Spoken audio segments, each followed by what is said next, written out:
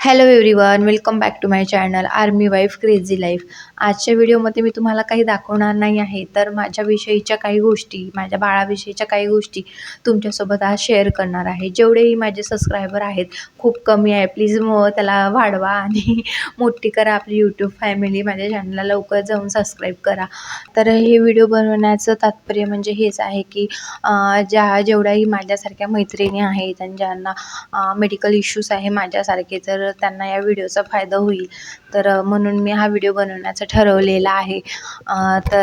चला चालू करूया.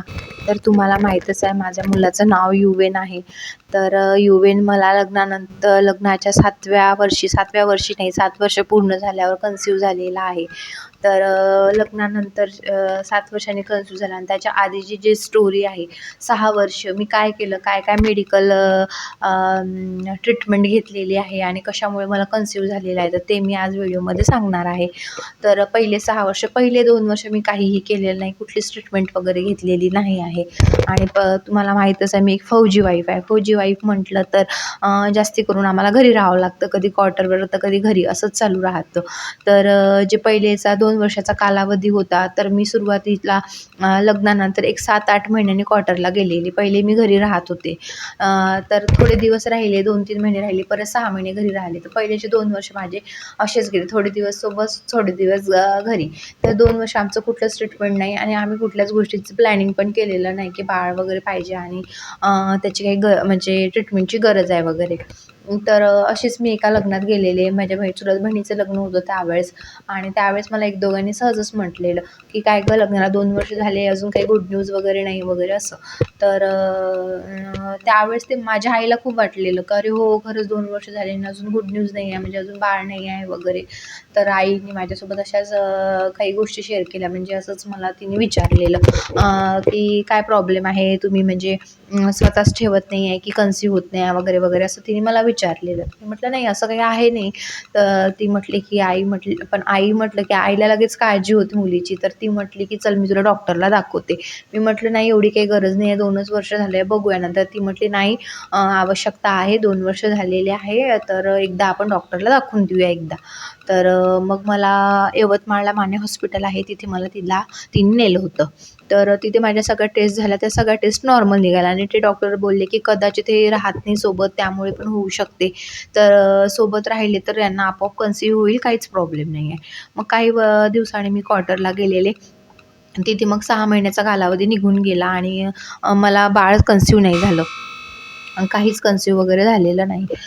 मग मी आईला सांगितलेलं की 6 महिने झाले वगैरे.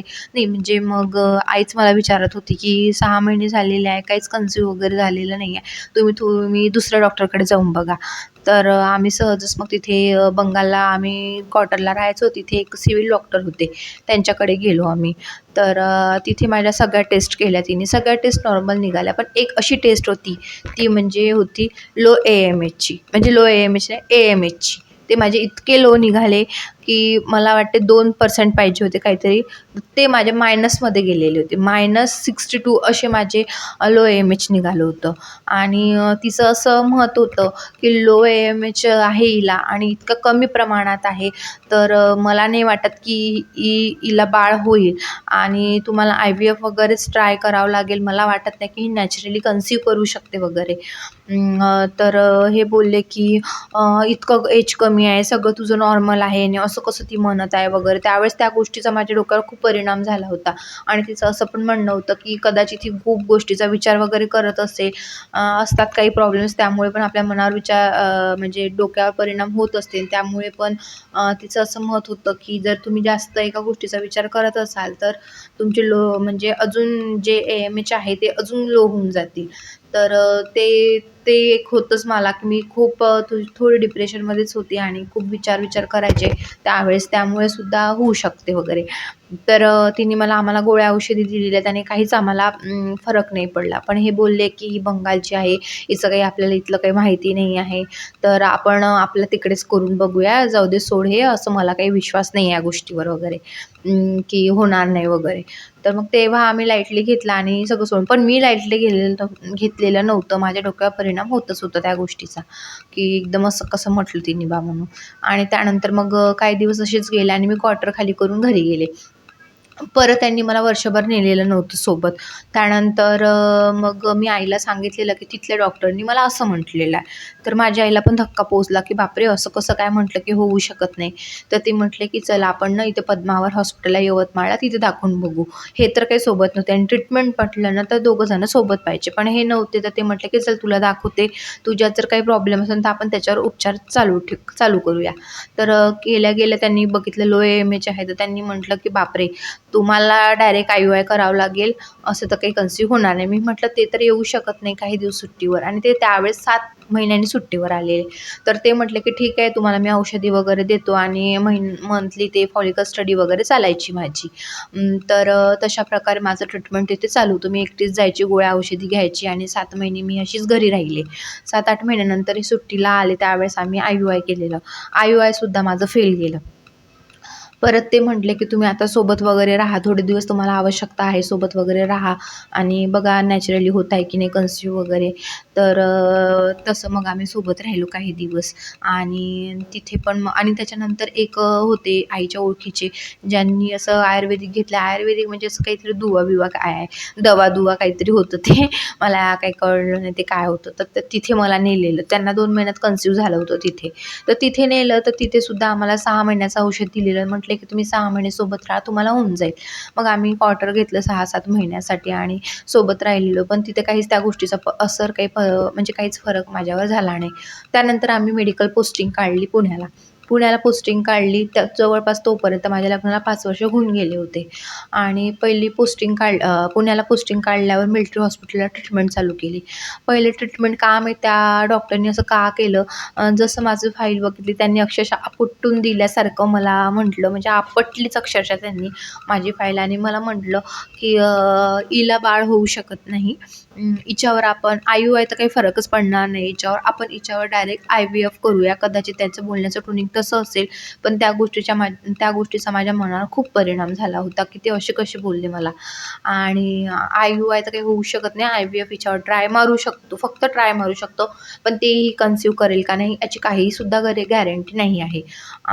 तर मग ट्रीटमेंट चालू झालं. माझं IUI झालं 2020 फेब्रुवारीला माझं IVF झालं. IUI नाही सॉरी, IVF झाला. IVF म्हणजे टेस्ट ट्यूब बेबी झालं. तर ते ट्विन्स होते, त्याची काहीच वाढ झालेली नाही. त्याचे रिपोर्ट माझे निगेटिव्ह आले, आणि मी बाळ खरंच कन्सीव्ह नाही केलं त्यावेळेस. तर डॉक्टर म्हटले, की आपण त्यानंतर लागलं लॉकडाऊन 2020मध्ये. लॉकडाऊन लागलं मार्चमध्ये, आणि हॉस्पिटल सगळे बंद झाले, आणि डॉक्टर म्हटले, की आता तुम्हाला 2 महिने तसे तुम्ही येऊ शकत नाही, रेस्ट घ्यावं लागेल, आणि लॉकडाऊन असल्यामुळे आम्ही ट्रीटमेंट सगळ्या बंद केलेल्या आहे. आणि तसंही हिला नॅचरली होणार नाही, म्हणजे IVF करून सुद्धा हिला कन्सीव्ह होणार नाही, तर आपल्याला डोनरचाच घ्यावं लागेल. तर डोनरच्या प्रोसेसला वेळ लागतो, तर तुम्ही थोडा वेट करा. मग काही दिवस हे पण घरीच होते लॉकडाऊन असल्यामुळे, तर हे माझ्याकडून खूप एक्सरसाइज वगैरे करून घेत होते, आणि त्या सगळ्या गोष्टीचा माझ्या मनावर खूप अतिप्रमाणात म्हणजे परिणाम होत होता. आणि काही अशा गोष्टी आहे ज्या गोष्टीचा माझ्या डोक्यावर खूप परिणाम झाला, की लोकं खूप वेगळ्या प्रकारे बोलतात जेव्हा आपण बाळ कन्सीव्ह करू शकत नाही. पण खरं सांगते मी, त्या गोष्टीचा आपल्याला ब्लेम लावून किंवा आपल्याला म्हणून काय अर्थ असतो, किंवा आपल्याला असं वाटत तर नाही ना, की आपल्याला बाळ होऊ नये. आपल्याला खूप वाटत असते, पण त्या गोष्टी शक्य होत नसेल तर त्याच्यात आपली काय चूक आहे? पण हे लोकांना कळत नाही. लोकं वेगवेगळ्या प्रकारे कमेंट्स करत असतात. मी जसं की सासरी सांगितलं होतं, माझा हा प्रॉब्लेम आहे. मला डॉक्टरने असं म्हटलं. आपलं सिंपल कधी काम असतं आणि आपण असं सहज बोलून देतो, पण त्या गोष्टीचा कदाचित लोकं फायदा घेत असते, हे मला माहिती नव्हतं त्यावेळेस. आणि त्या गोष्टीचा फायदा घेतल्यासारखं मला टॉन्टिंग वगैरे व्हायची, आणि त्या गोष्टीचा खूप परिणाम व्हायचा. एकदा तर असं झालं आलं होतं की माझ्या नंदेचं डोहाळे जेवण होतं आणि डोहाळे जेवणाची मी सगळी तयारी केलेली, डेकोरेशन केलेलं, घरचं सगळं आवरलेलं, सगळं काही केलेलं. पण जेव्हा अक्षवनाची वेळ आली होती तेव्हा मला असा इशारा केला गेला होता की तू अक्षवण करू नको. त्यावेळेस मला असं वाटलेलं का मी सगळं कामं करू शकते, सगळं करू शकते, पण जे शुभ कार्य असते त्याच्यामध्ये मी सहभागी नाही होऊ शकत, कारण मी आई नाही होऊ शकत.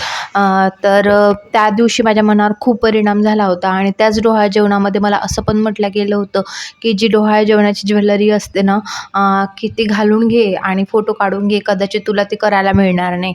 तर अशा प्रकारचे कमेंट्स मला पास होत होते त्यावेळेस आणि त्या गोष्टीचा मला खूप परिणाम होत होता. पण मी मैत्रिणींना तुम्हाला सांगण्याचा प्रयत्न करते की या सगळ्या गोष्टीकडे लक्ष द्यायची गरज नाही आहे. आणि स्पेशली त्यावेळेस माझे हसबंड माझ्यासोबत खूप ठामपणे सोबत होते आणि ते मला म्हणायचे की अशा कमेंट्स मला सुद्धा पास होतात आणि मला म्हणतात की हिला बाळ होत नाही तर तू हिला सोड वगैरे. तर अशा पण गोष्टी त्यावेळेस कानावर यायच्या. तर ते मला म्हणायचे की या अशा फालतू गोष्टीकडे लक्ष द्यायची गरज नाही आहे, लोक काय म्हणतील या गोष्टीकडे आपण लक्ष द्यायचं नसतं. आणि मी लोकांकडे लक्ष देत नाही आणि तू स्त्री आहे तर तुला बाळ कधी ना कधी होणारच आहे, ते कधी लेट पण होऊ शकते. तेवढी रडाफड करायची काहीच गरज नाही आहे, तुला या गोष्टीचा विचार करायची काहीच गरज नाही आहे. आणि ते मला खरंच त्यांनी मला खूप साथ दिली या सगळ्या गोष्टीमध्ये. आणि ते म्हटले की जेव्हा आपल्या नशिबात असते तेव्हा ती गोष्ट आपल्याला त्यावेळेसच भेटत असते आणि ती नक्कीच भेटत असते. तर ज्यावेळेस तुझ्या नशिबात असेल तुला त्यावेळेसच भेटेल. तर ही अशा काही गोष्टी माझ्यासोबत सुद्धा व्हायच्या आणि तुमच्यासोबत सुद्धा कदाचित होत असेल तर तुम्ही या गोष्टीकडे लक्ष नका देत जाऊ. पण या गोष्टीचा खरंच त्रास होतो आणि मला खूप त्यावेळेस त्रास व्हायचा. तर कदाचित जे बोलले होते ते तर विसरले असेल, पण मी ते सुद्धा आतापर्यंत अजून पण नाही विसरलेले आहे. कारण काही गोष्टी अशा होतात त्या मनात कोरल्या जात असतात. तर त्याच्यामुळे या पण गोष्टी माझ्यासोबत झालेल्या आहेत. तर काही दिवसांनी परत माझं ट्रीटमेंट चालू झालं. लॉकडाऊन थोडं कमी झाल्यावर तर माझ्या टेस्ट घ्यायला गेले होते हे. तर त्यावेळेस एका मला पहिल्या IVFच्या वेळेस एक फ्रेंड झाली होती माझी, ती आपल्या नागपूर साईडचीच होती. तर तिचे हजबंड भेटलेले यांना आणि त्यांनी सांगितलं की माझी वाईफ प्रेग्नेंट आहे. तर त्यांनी सांगितलेलं की आम्ही घरगुतीच उपाय केले यूट्यूबवर वगैरे पाहून, तर आम्हाला नॅचरली कन्सीव्ह झालेलं आहे. तर हे मला सांगत होते. मग मी म्हटलं की ठीक आहे, तसंही मला IVFला आता वेळच आहे, त्यांनी डोनर्स असल्यामुळे वेळ लागणार आहे, तर त्याच्यामुळे माझ्याकडे वेळ आहे. तर मी पण यूट्यूबवर वगैरे पाहून करते. तर मी यूट्यूबवर खूप सर्च केलं की लो AMH काय असतं आणि त्याच्यावर काय काय उपचार केले पाहिजे. तर मी खूप सर्च केलेलं आणि फॉलोसुद्धा केलेलं आणि भरपूर वॉकिंग करायचे मी.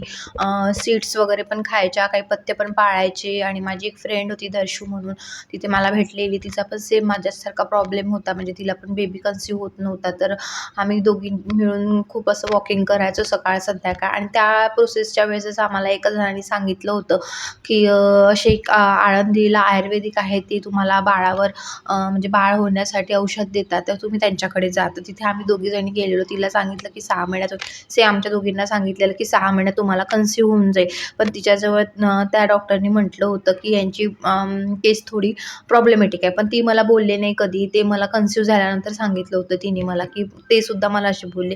म्हणजे बघा, तिथे सुद्धा माझी म्हणजे निगेटिव्हच मला उत्तर मिळाले. म्हणजे होतंच माझ्याविषयी निगेटिव्ह. तर मग हे सगळ्या प्रोसेस चालू होत्या आणि मी सांगते तुम्हाला की त्यांनी मला 6 महिने वेट करायला लावलं होतं. मी त्यांचं औषध फक्त 3-3.5 महिने, 4 महिने जवळपास घेतलं असेल, जास्त नाही औषध घेतलं. पण माझं जे डेली रुटीन जे चेंज केलं होतं मी, आणि काही पथ्य होते ज्या आयुर्वेदिक डॉक्टरनी मला सांगितले ते मी फॉलो केले होते. आणि प्लस माझं वॉकिंग वगैरे. आणि अचानकच थोडंसं मी फ्री माइंड झाले होते आणि जास्त शक्ती कमी केली होती, माझी विचार करण्याची क्षमता कमी केली होती. आणि थोडंसं मी असं म्हणजे खुश राहण्याचा प्रयत्न करत होते, आनंदी राहण्याचा प्रयत्न करत होते. आणि त्यावेळेस मला कन्सीव्ह झालं. आणि तो दिवस होता चतुर्थीचा. आणि त्या दिवशी आम्ही माझी मैत्रीण आणि मी चतुर्थीला दगडूशेठ गणपतीजवळ गेले. पहिला मी म्हणजे अख्ख्या 7 वर्षामध्ये पहिल्यांदा मी नवस केला होता दगडूशेठ गणपतीजवळ, की हे देवा, मला म्हणजे पिरियड्स आलेले नाही, एक दिवस लेट झालेला आहे. माझी 28 दिवसाची सायकलिंग असते, पण त्या दिवशीच मला एक दिवस लेट झालं होतं. तर मी त्या देवाला म्हटलं की असं लेट झालेलं आहे, तर हे असंच व्हावं, लेट म्हणजे यावंच नाही आणि मला कन्सीव्ह झालेलं असावं. असं जर झालं तर मी तुला तुला 11 नारळाचं तोरण देईल. आणि असा मी पहिल्यांदा नवस केला होता माझ्या म्हणजे लग्नानंतर. तर तो नवस माझा सक्सेस झाला आणि मी बाळ कन्सीव्ह केलं. आणि तेव्हा मला माहीत नव्हतं की मी प्रेग्नेंट आहे वगैरे. तर मी असंच म्हटलं की चला, ते आळंदीचे डॉक्टर म्हणत होते की 6 महिन्यात कन्सीव्ह करेल आणि 6 महिने झाले तर आपण एक चक्कर मारूया. मी गेले त्यांच्याकडे आणि म्हटलं की 6 महिने झाले तुम्ही बोलले, मी औषध घेतलं पण मला बाळ कन्सीव्ह झालेलं नाही आहे. आणि मला 1 दिवस झाले लेट झाला आहे पिरियड्स. तर थोडं थकल्यासारखं वाटत आहे आणि नाडी परीक्षण करायचे. त्यांनी माझा हात हातात घेतला आणि म्हटले की चेक केलं माझी नाडी आणि मला बोलले की माझ्याकडे बघितले, एकदा यांच्याकडे बघितलं आणि यांच्याकडे पाहून म्हटले की हिला तर गर्भ राहिलेला आहे. तर तो दिवस इतका अविस्मरणीय होता आणि तो शब्द एवढा म्हणजे कानाला इतका चांगला वाटत होता, सुखदायक होता की मी तुम्हाला शब्दात सांगू शकत नाही. आणि अशा प्रकारे माझ्यासोबत एक चमत्कार झाल्यासारखा झाला आणि मी बाळ कन्सीव्ह केलं. आणि त्याच्यानंतर माझी नॉर्मल डिलिव्हरीसुद्धा झालेली आहे. आणि या प्रोसेसमध्ये मी काय काय खाल्लेलं आहे, म्हणजे मी काय काय डेली रुटीन ठेवलं होतं. आणि ज्यांना लो AMHचा प्रॉब्लेम आहे त्यांनी मला कमेंट्स करून विचारा, तर मी तुम्हाला सांगेल की मी काय काय खाल्लेलं आहे. आणि जर तुम्ही 30च्या आत असाल, म्हणजे 30 एजच्या जर आत असाल, तर तुम्ही 100% नॅचरली कन्सीव्ह करू शकता. म्हणजे माझ्या अनुभवावरून मी सांगते, मी 100% नाही सांगू शकत, पण माझ्या अनुभवावरून सांगते की तुम्ही नॅचरली कन्सीव्ह करू शकता. मी नॅचरली कन्सीव्ह केलेलं आहे. अजून मी एक गोष्ट ऐकली होती की काही म्हणजे माझ्या हजबंडच्या साईडचे जे रिलेटिव्हज आहेत त्यांना, काही लोकांना असं वाटते की मी टेस्ट ट्यूब बेबीने मला माझा UN झालेला आहे. असं नाही आहे. मला नॅचरली कन्सीव्ह झालेलं आहे माझं बाळ. आणि माझा नॉर्मल डिलिव्हरीसुद्धा झालेली आहे. आणि नॉर्मल डिलिव्हरीसाठी मी काय रुटीन फॉलो केल्या होत्या आणि मी डेली प्रेग्नन्सी रुटीन माझं काय होतं, मी तेही तुम्हाला नेक्स्ट व्हिडिओमध्ये सांगेल. आणि जर तुम्हाला वाटत असेल माझ्याकडून काय ॲडवाईस घ्यायच्या असेल तुम्हाला, माझ्यासारख्या जे काही माझ्या मैत्रिणी असेल, मी त्यांना माझी जेवढं पण मी परत व्हिडिओ बनवेल आणि काय काय माझं रुटीन होतं आणि मी काय काय फॉलो केलं आणि कसं कसं केलं ते मी तुम्हाला सांगेल. तर अशा प्रकारे आजचा व्हिडिओ तुम्हाला कसा वाटला कमेंट्समध्ये नक्की सांगा. चॅनलला प्लीज सबस्क्राईब करा. आणि या व्हिडिओतून माझ्यासारख्या जेवढ्याही मैत्रिणी आहेत त्यांना याचा फायदा होईल असं मला वाटतं. आणि जे काही तुम्हाला कमेंट्समध्ये विचारायचं ते तुम्ही मला विचारू शकता. तर भेटूया नेक्स्ट व्हिडिओमध्ये. तोपर्यंत बाय.